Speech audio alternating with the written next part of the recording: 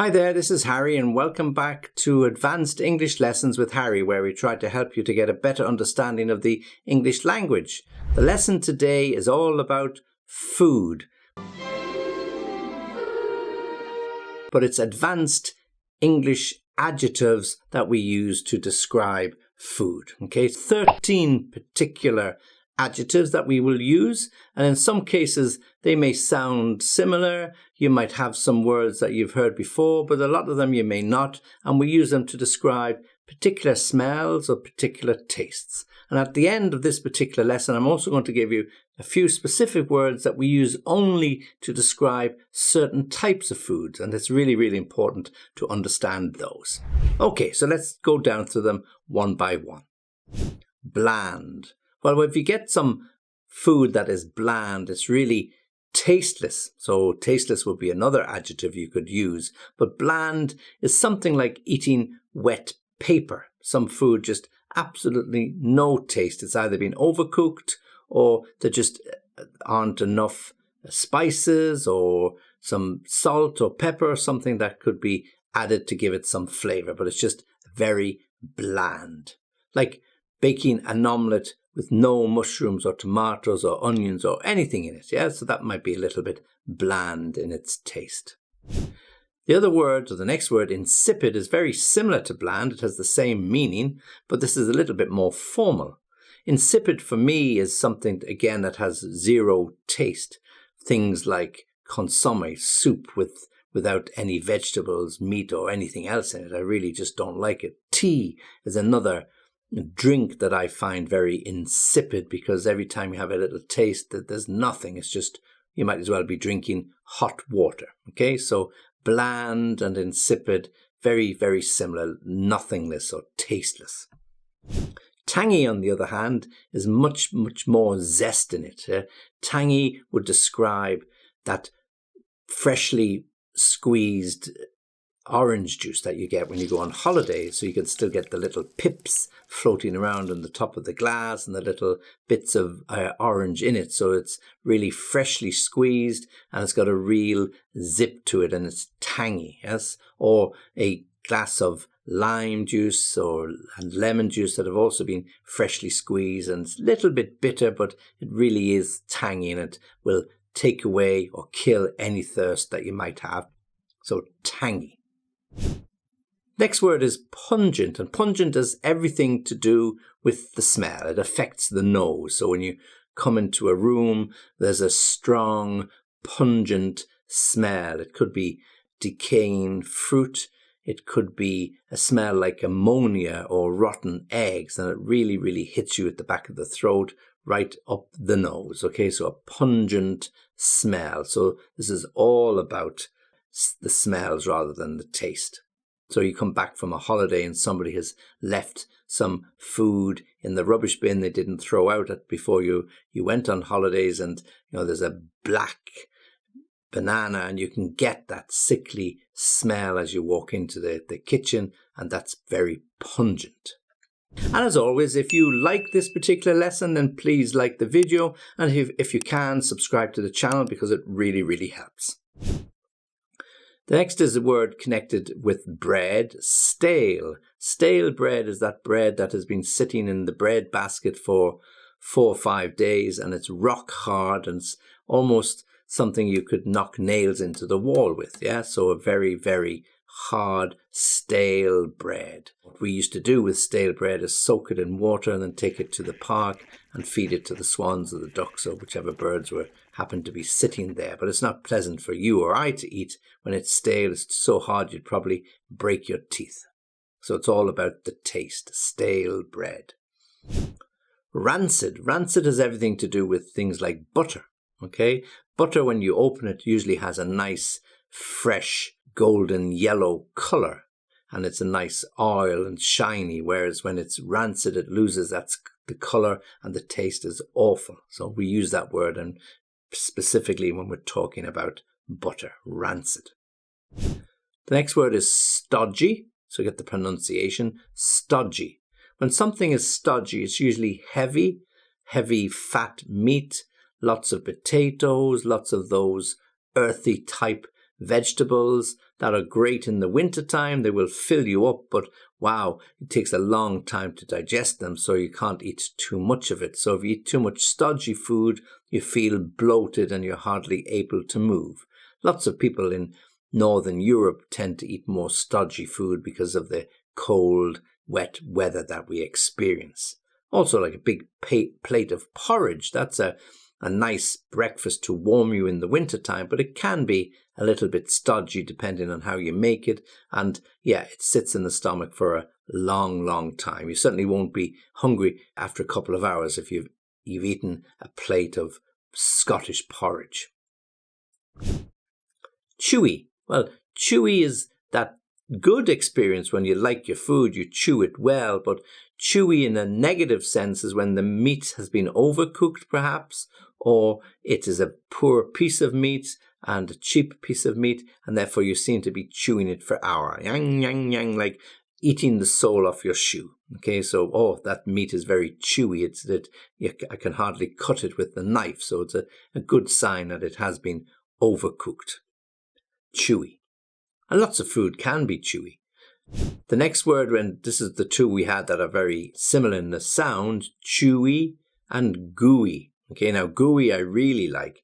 And gooey is, if you can picture this, when you make yourself a toasty, a ham and cheese toasted sandwich. And if you do it correct, when you take it out of the toaster or out of the sandwich maker, you'll have the soft cheese oozing out of the sides of the sandwich, and it's gooey and really, really tasty. Absolutely lovely. Yeah, so gooey. And you also get it when you taste or eat in Swiss restaurants where they love to have fondues, cheese fondue, and you dip your fork or your knife or skewer with bread on the end of it into the fondue, and there's a lot of gooey cheese on the end of the bread. But wow, that is certainly stodgy because you've got lots of bread and lots of cheese, but it is gooey.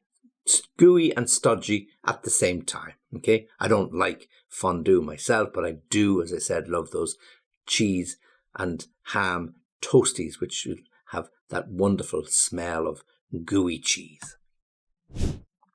Crispy is next. If we're on the talking about foods and nice foods to have, if you like burgers, we all like burgers, and if you top it with cheese and then sometimes we put crispy bacon on the top of that, wow, that's really nice, where the bacon breaks in the middle, really crispy. And the other thing that we like when it's crispy is the skin of the turkey, that when we roast the turkey for Christmas dinner. The skin of the turkey is really brown and crispy, and it adds a lovely, lovely flavour to the meat when you carve it. Very, very pleasant. So that's crispy bacon, or the crispy skin on the turkey that's been roasted specifically for Thanksgiving or for Christmas. Crunchy. Crunchy is the word we use when we're describing that sensation when we bite into that golden, delicious green apple. There, we've just washed it and we either cut it and then bite it, and you get that lovely crunchy sound. Or the crunch you get when you're crunching your cornflakes, or the crunch the dog makes when he's crunching his biscuits that you give him. Okay, so nice crunchy sound. Savory. Savory is usually the opposite of sweet. Sweet is usually honey and sugar and things like that, but savory is something that has a different taste. It's not a sweet taste. For example, an omelette with tomatoes and onions or ham, that would have a savory and would be known as a savory omelette. Or a crepe that you make, and without adding sugar or honey, instead you put maybe a fried egg like the French do, some chopped ham. Absolutely gorgeous. So that would be a savory crepe or savory omelette, something really tasty but not sweet. And then finally we've got mouldy. Now the pronunciation is mouldy. It's not mouldy, it's mouldy. Mouldy cheese. Some people like it. Yeah, some different types of cheeses are sold as mouldy cheese. Yeah, but I don't like it. I prefer a little bit fresher. Okay. Now, mold is also a word that we use when we look at our windows in a room at the back of the house that doesn't get the sunshine. And if you haven't opened the windows for a while, you'll see little black spots of mold around the window. Yes, and this is exactly the same as you get on the cheese. So black mold or moldy. So mold as a noun, moldy as the adjective. Okay, so moldy old cheese. Some people like it, some people don't. Okay, so they are our adjectives. These are our advanced adjectives describing food, mostly, as I said, tastes or smells. So let me give them to you one more time. Bland, insipid, tangy, pungent, stale, rancid, stodgy, chewy, gooey, crispy, crunchy, savory, and then finally moldy. Yeah, and remember the pronunciation: moldy, gooey, chewy. Okay, so they all have those Y sounds, and because they are adjectives after all. Now, I did promise that I would also give you some specific words relating to specific foods. And these words, be really careful, we only use them in connection with these particular foods. So the first is stale. Always stale bread. Stale bread. That bread that is 4 or 5 days old, hard to bite, hard to chew, and you can knock it on the table or use it to hammer nails into the wall. Stale bread. Next is sour, S-O-U-R, sour milk.